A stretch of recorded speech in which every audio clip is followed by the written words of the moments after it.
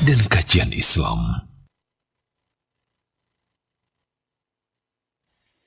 Bismillahirrahmanirrahim. Alhamdulillahi rabbil alamin. Wa ashhadu an la ilaha illallah wahdahu la sharika lah. Wa ashhadu anna Muhammadan abduhu wa rasuluh. Sallallahu wa sallama alaihi wa ala alihi wa sahbihi ajma'in. Amma ba'du, fa'an ibn Umar radhiyallahu anhuma qala قال رسول الله صلى الله عليه وسلم تفكروا في آلاء الله ولا تتفكروا في الله رواه الطبراني في معجمه والبيهقي في الشعب. التفكر عبادة قلبية عظيمة النفع كبيرة الأثر لها من العوائد والفوائد ما لا حد له. وفي القرآن آيات عديدة مشتملة على الحث على التفكر وبيان عظيم شأنه وجليل قدره وكبير عوائده وفوائده، وفيها ثناء الله على أهله وبيان علو مقامهم ورفعة شأنهم. يقول الله سبحانه: كذلك يبين الله لكم الآيات لعلكم تتفكرون. ويقول سبحانه: إن في ذلك لآيات لقوم يتفكرون. ويقول جل وعلا: إن في ذلك لآية لقوم يتفكرون. ويقول جل وعلا: أولم يتفكروا في أنفسهم. ويقول سبحانه: كذلك نفصل الآيات لقوم يتفكرون. ويقول جل وعلا: وتلك الأمثال نضربها للناس لعلهم يتفكرون. والآيات في هذا المعنى كثيرة. Bismillah walhamdulillah wassalatu wassalamu ala rasulillah wa ala alihi wa sahbihi wa man walah wa la hawla wa la quwwata illa billah. Dari sahabat Ibnu Umar radhiyallahu anhuma, beliau berkata, Rasulullah sallallahu alaihi wasallam bersabda, tafakkaru fi alaillah wa la tatafakkaru fillah. Rawahu at-Tabrani fi mu'jamihi wal Baihaqi fi syu'ab.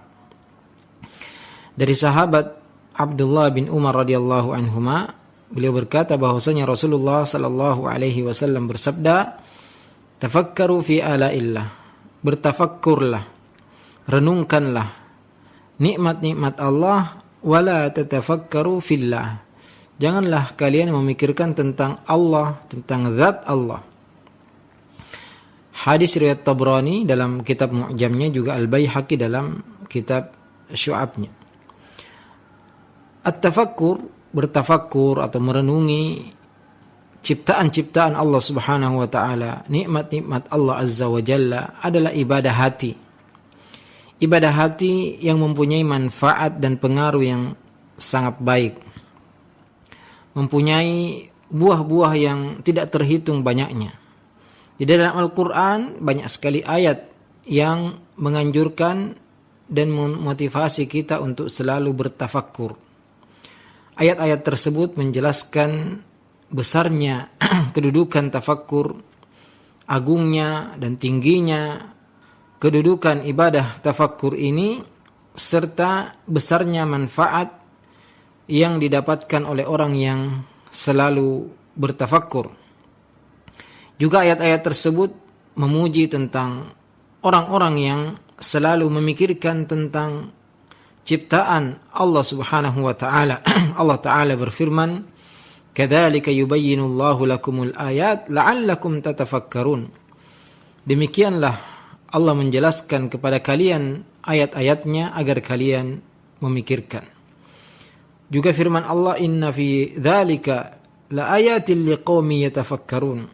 Pada hal itu ada tanda-tanda kekuasaan Allah bagi kaum yang berfikir. Juga firman Allah, "Inna fi dzalika laayatan liqaumin yatafakkarun." Pada hal itu ada tanda kekuasaan Allah bagi kaum yang berfikir.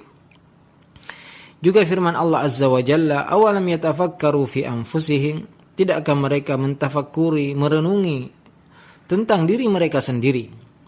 Juga firman Allah Subhanahu wa taala, "Kadzalika nufassilul ayati liqaumin yatafakkarun." Demikianlah kami jelaskan ayat-ayat untuk kaum yang berfikir.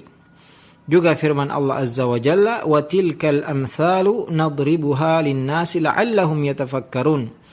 Demikianlah permisalan-permisalan, perumpamaan-perumpamaan yang kami buat untuk manusia agar mereka berfikir.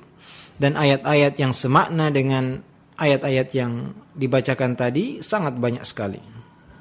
ويقول الله عز وجل في الثناء على أوليائه المقربين أولي الألباب مبينا عظيم مقامهم وعلو شأنهم وجمال تفكرهم إن في خلق السماوات والأرض واختلاف الليل والنهار لآيات لأولي الألباب الذين يذكرون الله قياما وقعودا وعلى جنوبهم ويتفكرون في خلق السماوات والأرض ربنا ما خلقت هذا باطلا سبحانك فقنا عذاب النار. وهذا التفكر العظيم الذي دعا الله عز وجل عباده إليه وحثهم عليه ورغبهم فيه مفتاح كل خير وأساس كل فلاح وصلاح ومنبع كل فضيلة، وهو من عبوديات القلب العظيمة الجليلة، وهو ينقل الإنسان من الغفلة إلى اليقظة، ومن المعصية إلى الطاعة، ومن المهانة إلى المعزة، وينقله من الحقارات والدناءات وخسيس الأمور وحقيرها إلى معالي الأمور ورفيعها وعليها.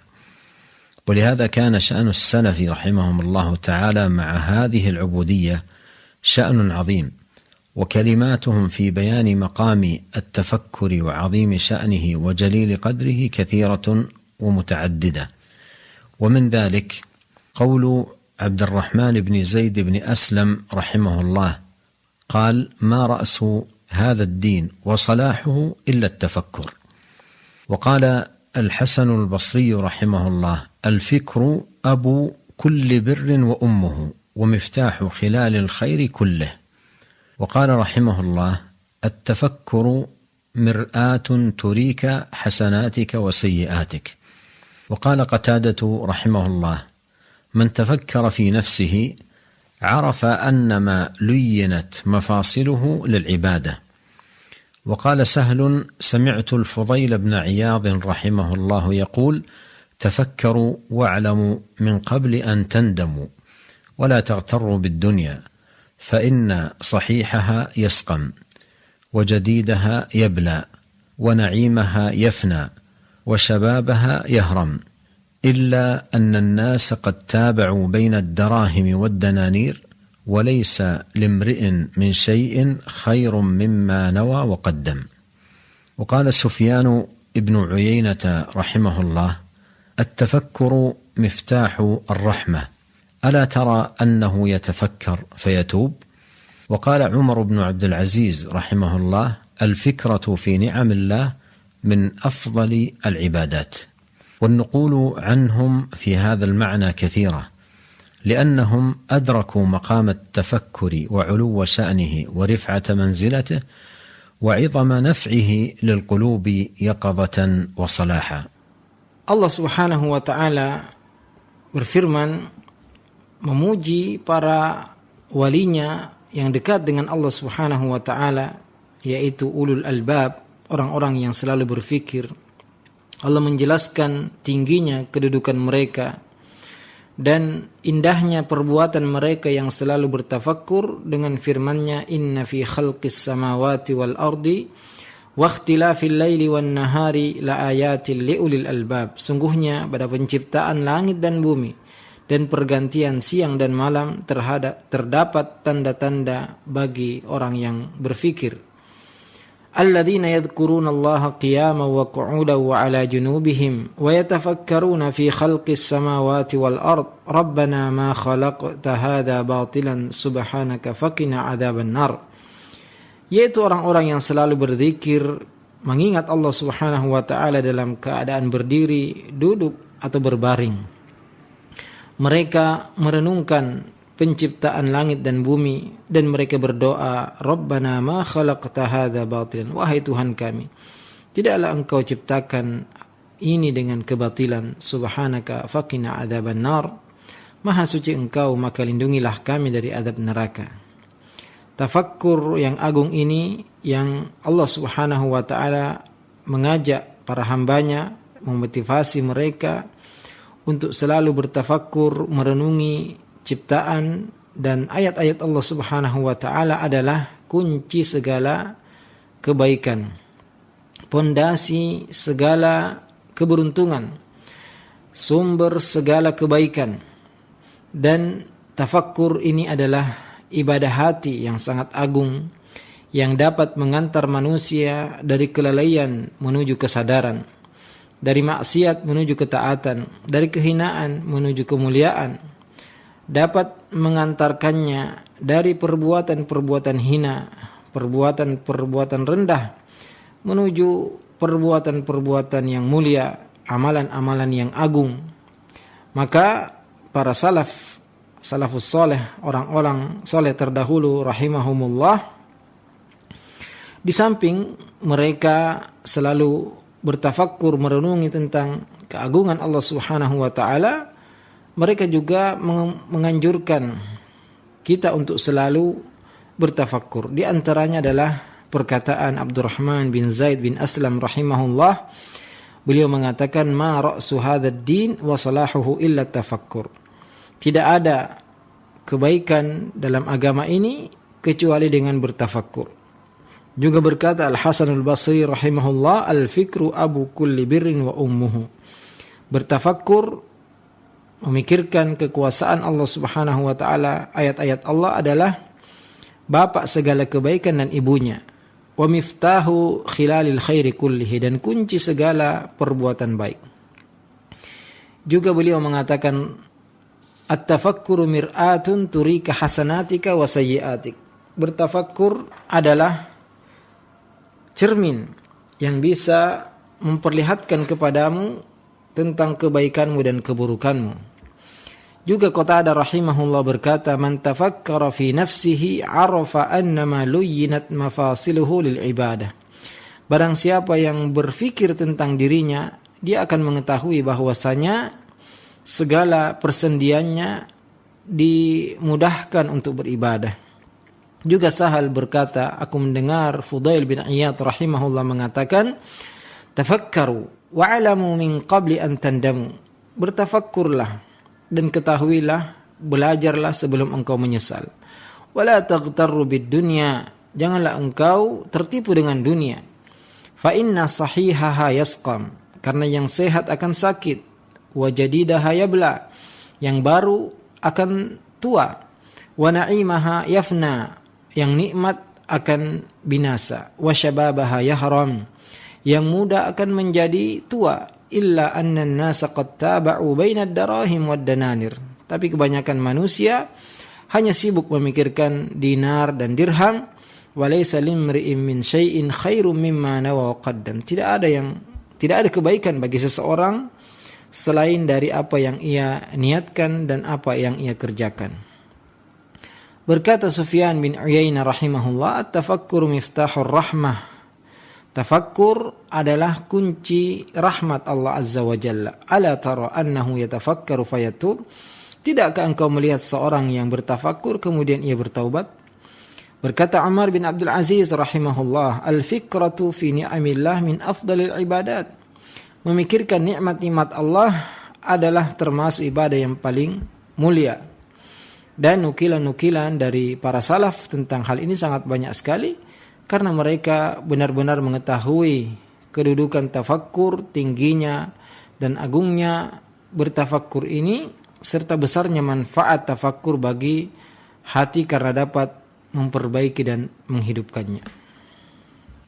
فمن تفكر في عظمة الله وأنه عز وجل مطلع على العباد لا تخفى عليه منهم خافية، سميع بصير عليم قدير، فإن هذا التفكر يمنعه من الوقوع في معصية الله عز وجل.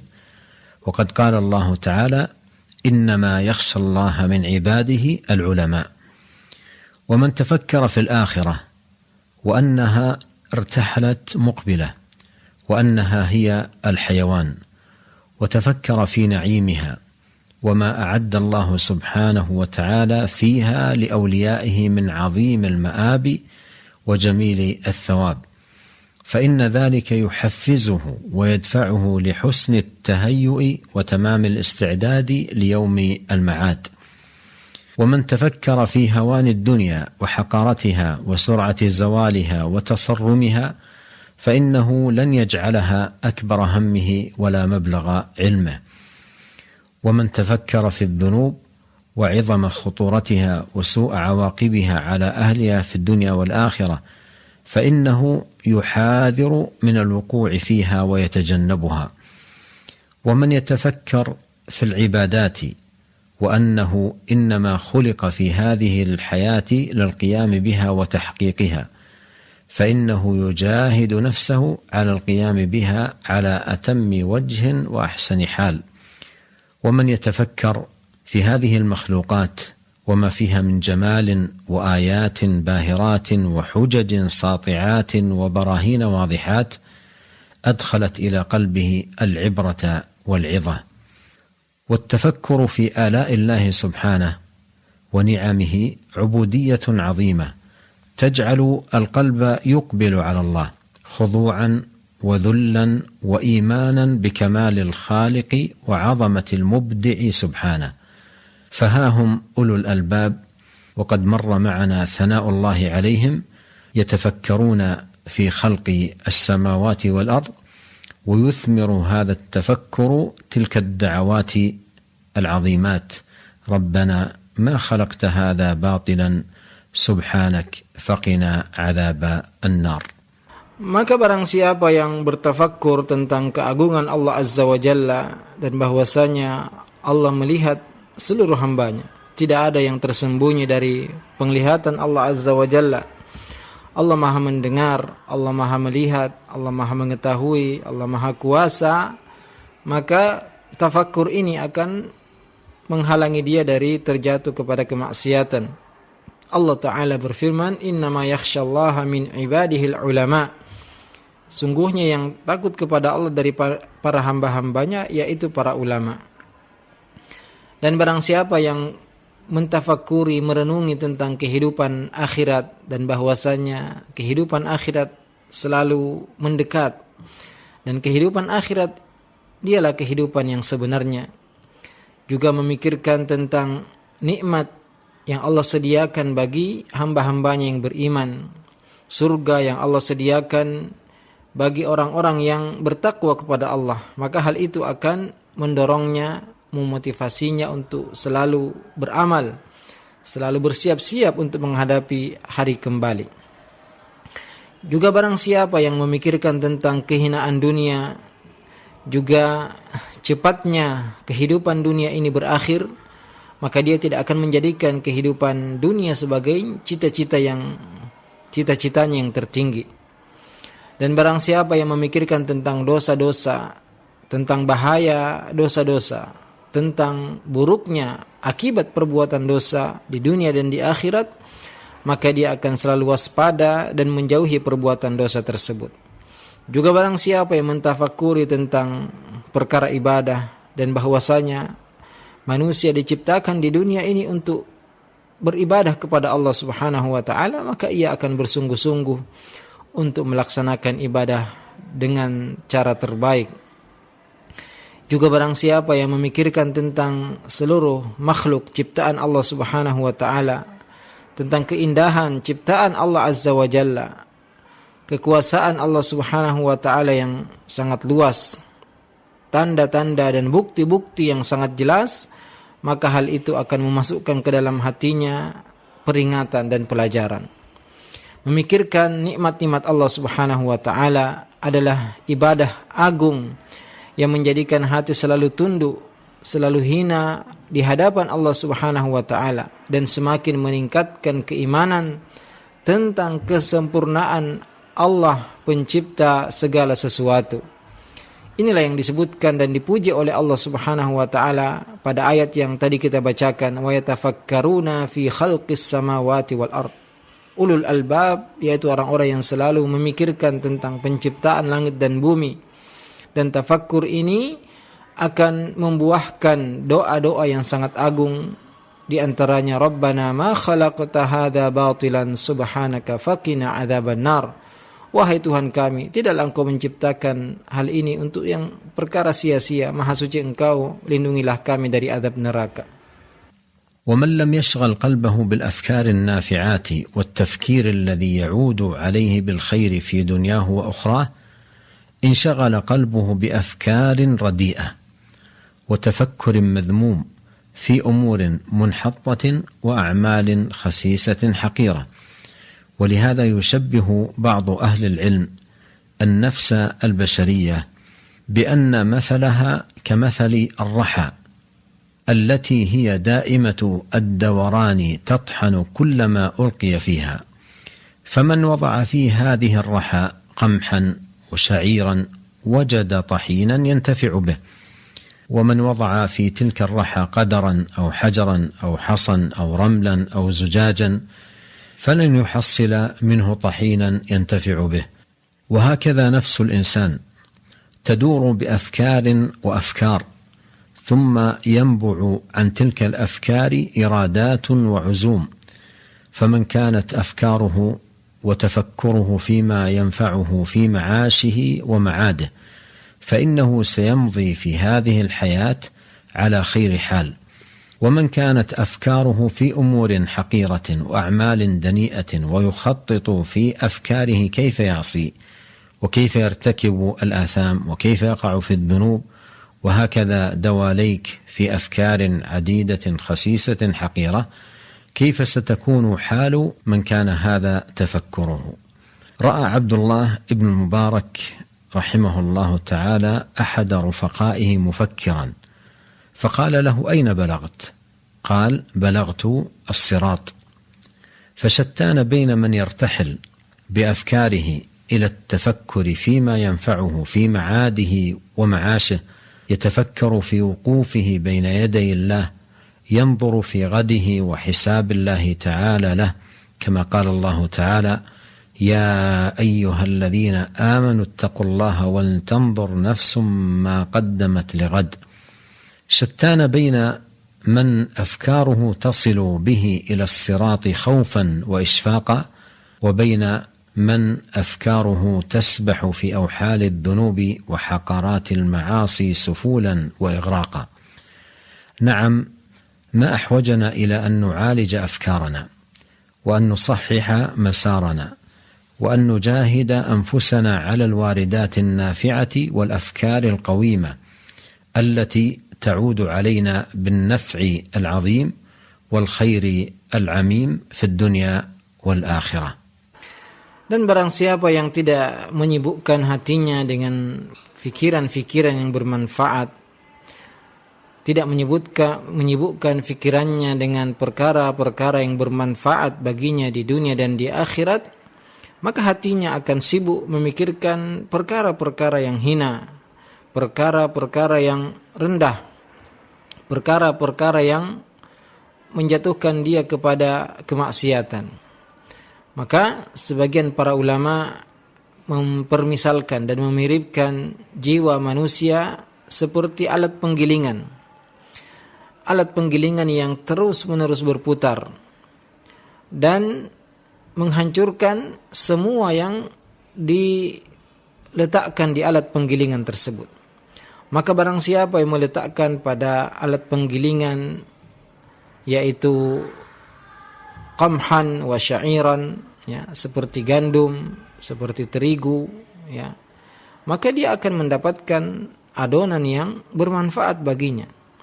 Dan barang siapa yang meletakkan pada alat penggilingan kotoran, batu-batu, kerikil atau pasir atau bahkan zujaj, yaitu kaca, maka dia tidak akan mendapatkan adonan yang bermanfaat baginya. Demikian pula jiwa manusia yang selalu memikirkan perkara-perkara yang tidak bermanfaat, maka akan muncul dari pikiran tersebut keinginan.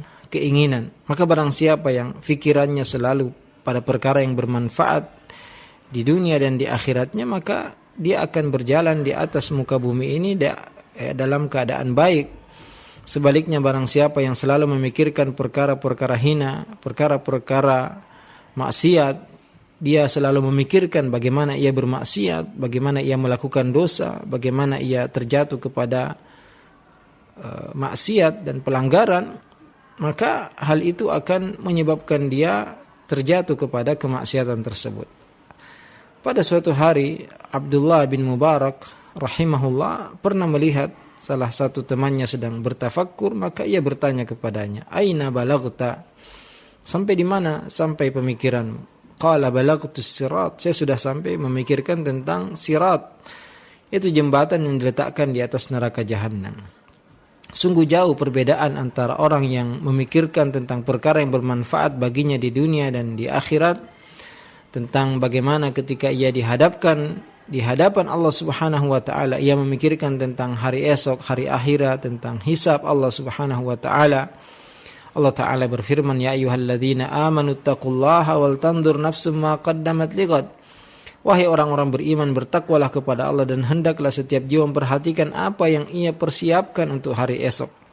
Sangat berbeda antara orang yang memikirkan tentang berjalan di atas sirat dan orang yang memikirkan tentang perbuatan dosa. Orang-orang yang merencanakan berbuat maksiat, tentu sangat jauh perbedaan di antara keduanya. Maka kita sangat butuh, para pendengar yang semoga dirahmati oleh Allah Subhanahu wa taala, kita sangat butuh untuk selalu memperbaiki pikiran-pikiran kita, selalu berusaha untuk meluruskan langkah kita, berusaha dan bersungguh-sungguh untuk memikirkan perkara-perkara yang bermanfaat, yang lurus, yang manfaatnya kembali kepada kita sendiri di dunia dan di akhirat. Qala Ibnu Qayyim rahimahullah, شجرة الإسلام في القلب إن لم يتعاهدها صاحبها بسقيها كل وقت بالعلم النافع والعمل الصالح والعود بالتذكر على التفكر والتفكر على التذكر، وإلا أوشكت أن تيبس. وما أعظم الخسران وأشد الحرمان لمن أسلم بيت أفكاره إلى الشيطان، يصب فيه وساوسه ويملي له الشر إملاء ويؤزه إلى المعاصي أزا ويدفعه إليها دفعا، فهو مستسلم للشيطان ومنقاد لوساوسه، وأفكاره توصف بأنها أفكار شيطانية. ألا ما أسوأ هذه الحال وما أقبحها وما أشنعها. إن التفكر كما أمر الله سبحانه به ودعا إليه عبودية عظيمة الشأن جليلة القدر، وحتى يحقق العبد هذا المقام يحتاج إلى أمرين: أولا إلى استعانة بالله عز وجل، وثانيا إلى مجاهدة للنفس بإبعادها عن كل باب ومنفذ يجلب إلى قلبه أفكارا رديئة وتصورات سيئة، ويحرص على كل المنافذ والأبواب التي تجلب لقلبه ما ينفعه ويعود عليه بالخير والفائدة في دينه ودنياه. أرأيتم لو أن شخصا أسلم بصره ونظره وسمعه إلى مشاهدات محرمة وصور نهي عن النظر إليها ومشاهدتها وسماعات محرمة، كيف ينشد مع ذلك لقلبه صفاء ونقاء وزكاء؟ وقد أوسع لنفسه المنافذ التي تجلب على قلبه واردات السوء وتجلب له أمور الشر، فمن جاهد نفسه واستعان بربه وفق لكل خير. وقد أوسع لنفسه المنافذ التي تجلب على قلبه واردات السوء وتجلب له أمور الشر. أما من جاهد نفسه واستعان بربه سبحانه فإنه يوفق لكل خير. كم هو جميل بالمسلم في هذا المقام أن يستحضر ما ينفعه من تفكر سليم وتأمل قويم واتعاظ واعتبار وادكار، وهذا مقام يطول شرحه، لكن أشير إلى مثال واحد، والأمثلة على ذلك كثيرة وقد مر شيء منها. أرأيتم لو أن إنسانا جائعا اشتد به الجوع ثم وضع بين يديه طعام شهي وأكل لذيذ يحبه ونفسه تميل إليه، ثم لما مد يده إلى ذلك الطعام قيل له إن هذا الطعام مسموم، إن أكلت منه مت من ساعتك. أرأيتم وقد أيقن بأن ذلك الطعام مسموم وأن فيه هلكته أيضع يده في ذلك الطعام أو يكفها؟ سبحان الله، كيف يتجنب الإنسان طعاما خوف مضرته ولا يتجنب الذنوب خوف معرتها يوم لقاء الله سبحانه وتعالى. Berkata Ibnu Qayyim rahimahullah, syajaratul Islam fil qalbi illam yata'ahadha sahibuha bisaqqiha kulla waqtin bil ilmi nafi wal amali salih wal audi bit tadhakkuri ala tafakkur wat tafakkur ala tadhakkur wa illa awshaka an taybas. Pohon keislaman dalam hati jika tidak dijaga, tidak diperhatikan oleh pemiliknya dengan cara menyiraminya setiap waktu dengan ilmu yang bermanfaat dan amal saleh, dan selalu memikirkan, bertadakkur, ya, berzikir untuk bertafakkur dan bertafakkur untuk bertadakkur, yaitu untuk mengingat Allah Subhanahu wa taala. Jika hal itu tidak ia lakukan, maka pohon itu bisa menjadi kering. Sungguh besar kerugian dan sungguh besar musibah bagi orang yang menyerahkan atau pasrah kepada atau menyerahkan pikirannya kepada syaitan, yang mana syaitan selalu menumpahkan pada pikirannya bisikan-bisikan, godaan-godaan keburukan, dan ia terus mendorongnya dan memotivasinya untuk berbuat kemaksiatan. Ia menyerahkan dirinya kepada syaitan, ia tunduk kepada bisikan-bisikan syaitan. Pikirannya ya disifati dengan pikiran-pikiran syaitan, maka sungguh buruk kondisi orang yang demikian. Sesungguhnya bertafakkur yang diperintahkan oleh Allah Subhanahu wa taala adalah ibadah yang agung, ibadah yang mulia, dan untuk melaksanakan ibadah ini kita membutuhkan dua perkara. Yang pertama selalu meminta pertolongan kepada Allah, yang kedua bersungguh-sungguh melawan hawa nafsu, yaitu dengan cara menjauhkannya dari semua pintu-pintu yang membawa kepada hatinya pikiran-pikiran buruk dan gambaran-gambaran maksiat, dan ia berusaha untuk membuka pintu-pintu yang mendatangkan kepada hatinya perkara yang bermanfaat dan perkara yang kebaikannya kembali kepada agama dan dunianya.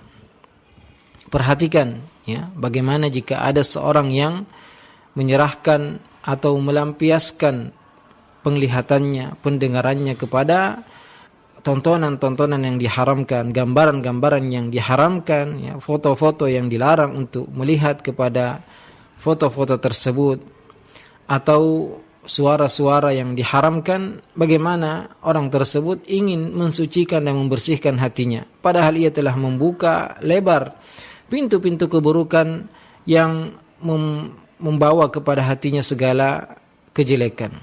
Adapun orang yang bermujahadah, bersungguh-sungguh melawan hawa nafsunya, meminta pertolongan kepada Allah Subhanahu wa taala, maka ia akan dibimbing menuju segala kebaikan. Sungguh sangat baik bagi seorang muslim untuk selalu memikirkan perkara-perkara yang bisa mendatangkan manfaat bagi dirinya, dan tentunya masalah ini adalah perkara yang sangat panjang jika kita ingin terangkan, dan banyak sekali contoh-contoh yang bisa kita sebutkan, yang telah kita sebutkan sebagiannya pada apa yang telah kita sebutkan sebelumnya.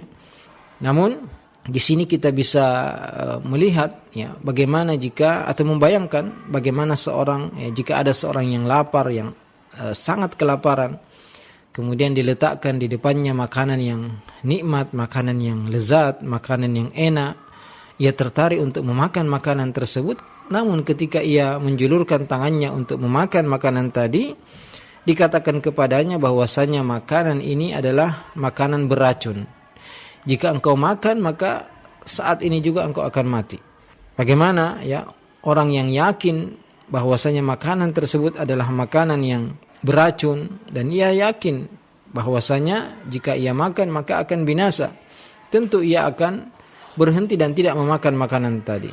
Subhanallah, bagaimana seorang manusia berhenti dari memakan makanan yang berbahaya dan tidak berhenti dari dosa yang mudaratnya dan bahayanya akan dia dapatkan ketika berjumpa dengan Allah Subhanahu wa ta'ala.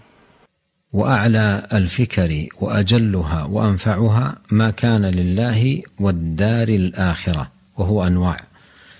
أحدها الفكرة في آياته المنزلة وتعقلها وفهمها وفهم مراده منها، ولذلك أنزلها الله تعالى لا لمجرد تلاوتها بل التلاوة وسيلة.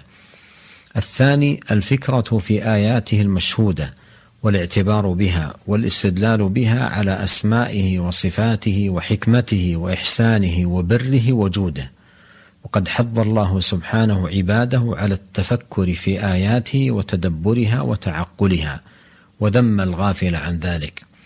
الثالث الفكرة في آلائه وإحسانه وإنعامه على خلقه بأصناف النعم وسعة رحمته ومغفرته وحلمه.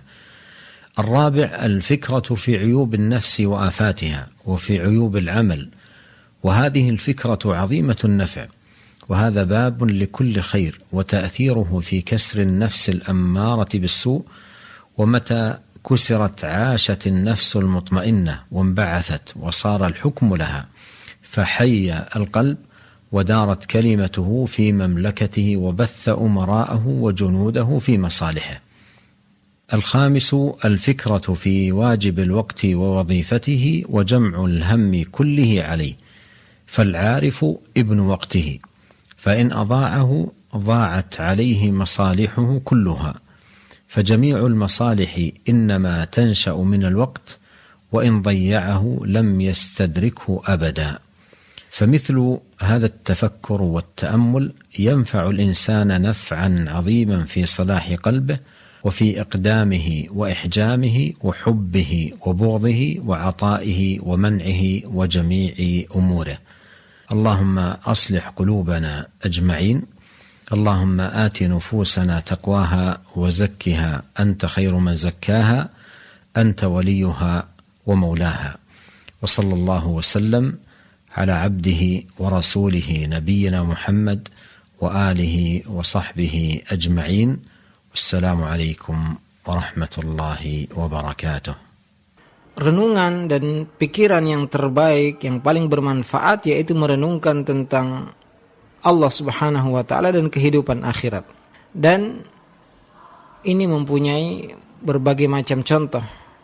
Yang pertama, memikirkan tentang ayat-ayat Allah Subhanahu wa ta'ala yang diturunkan, berusaha memahaminya, berusaha memahami maksud dari ayat-ayat tersebut.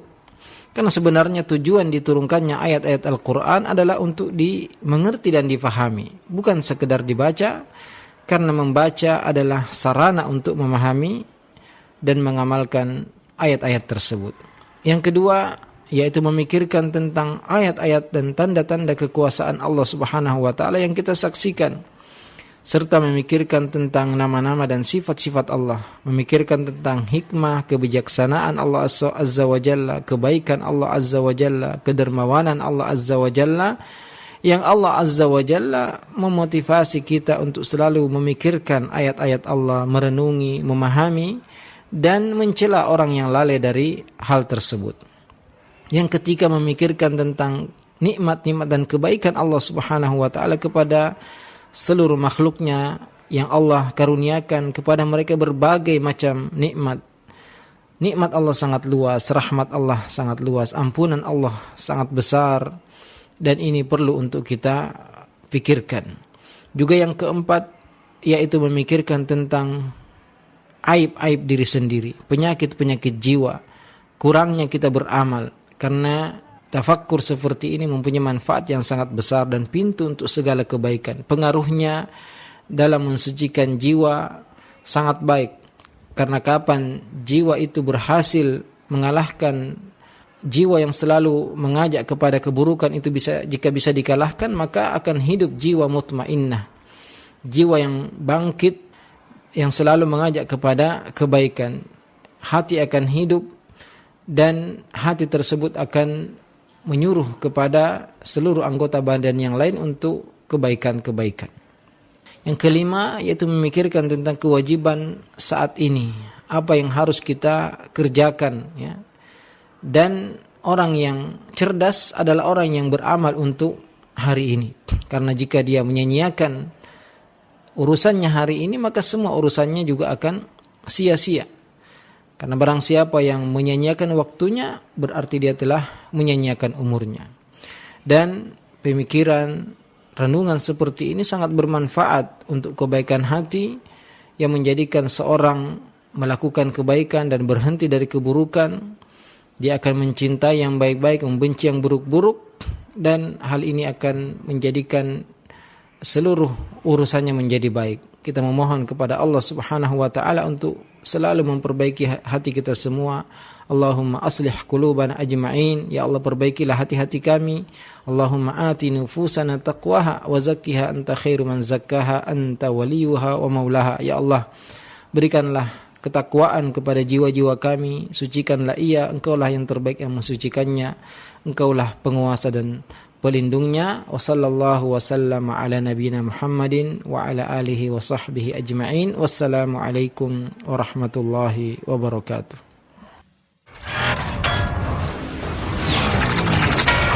Roja TV.